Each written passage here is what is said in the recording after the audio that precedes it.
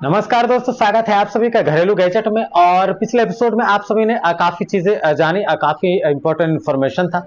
आज मैं आप सभी को बताने वाला हूं कि एंड्रॉयड टीवी या स्मार्ट टीवी में रैम कितना होना चाहिए या फिर स्टोरेज जो होता है, रोम जिसको आप कहते हैं, वो कितनी होनी चाहिए।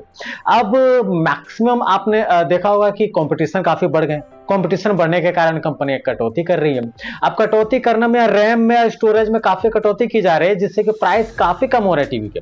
लेकिन कस्टमर को समझ में नहीं आ रहा। जब कस्टमर बाय करते हैं तो बाद में रोते हुए लगभग लोग दिखाई पड़ते हैं। तो ये आपके साथ नहीं हो, इसके लिए आज का वीडियो है। वीडियो को पूरा देखिएगा, कंप्लीट इंफॉर्मेशन मिलेगी आपको। स्टोरेज कितनी होनी चाहिए, रैम कितनी होनी चाहिए आपके एंड्रॉयड या स्मार्ट टीवी में।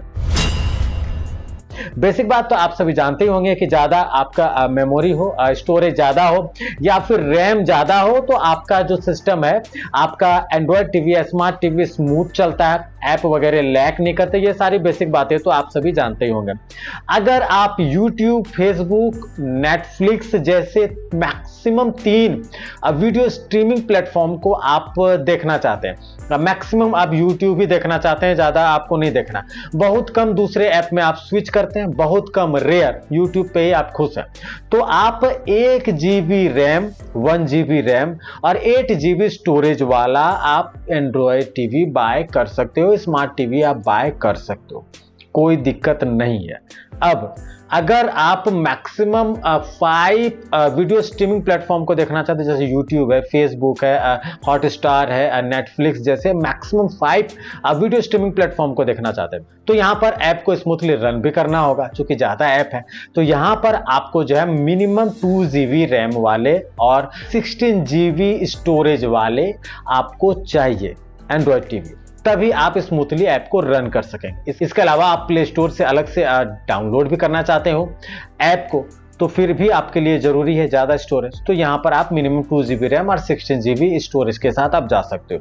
अब मैक्सिमम OTT प्लेटफॉर्म को आप देखना चाहते हैं, स्ट्रीम करना चाह रहे हैं, आप उसका आनंद उठाना चाह रहे हैं, या फिर आप जो प्रोग्राम है, जो टीवी सीरियल वगैरह है या वेब सीरीज वगैरह है, उसको डाउनलोड भी करना चाहते हैं, अलग अलग ऐप्स को भी डाउनलोड करना चाह रहे हैं, यानी कि जरूरत आपकी ज्यादा है, नीड आपकी ज्यादा है, भूख आपको ज्यादा है, तो आपको ज्यादा खाने की जरूरत पड़ेगी जब भूख ज्यादा है। तो यहाँ पर आप 4 GB से 8 GB तक के रैम वाले आप टीवी ले सकते हैं, और स्टोरेज 16 GB से 32 GB वाले या इससे प्लस वाले जो भी मिलते हैं स्टोरेज वाले टीवी, वो आप बाय कर सकते हैं। तो कुल मिला के ये एक आंकड़ा है। स्मार्ट या एंड्रॉयड टीवी में एक बेसिक बात समझ लीजिए कि बहुत तरह के ऐसे ऐप होते हैं जो कि हिडन वे पे आपके बैकग्राउंड में वो चलते रहते हैं। क्योंकि अगर आप एंड्रॉयड टीवी में खासकर बात करूं, एक ऐप से दूसरे ऐप में स्विच करते हैं, तो अब बैकग्राउंड में चल रहा हो तभी तो आपको स्मूथली ओपन होगा, अगर नहीं हो रहा हो तो नहीं होगा।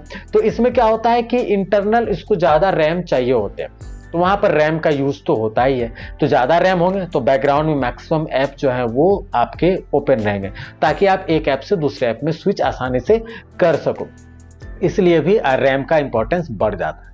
अगर आप स्मार्ट टीवी लेना चाह रहे हैं तो स्मार्ट टीवी में इनबिल्ट ऐप्स होते हैं। इनबिल्ट ऐप्स के कारण कंपनियां जो है उस ऐप्स के अनुसार रैम देते हैं, तो वहां पर दिक्कत बहुत कम आती है। लेकिन फिर भी स्मार्ट टीवी में भी अगर बहुत ज्यादा अगर आप स्विच करते हैं ऐप को, तो मैक्सिमम रैम वाले और स्टोरेज वाले तो चाहिए नीड के अनुसार।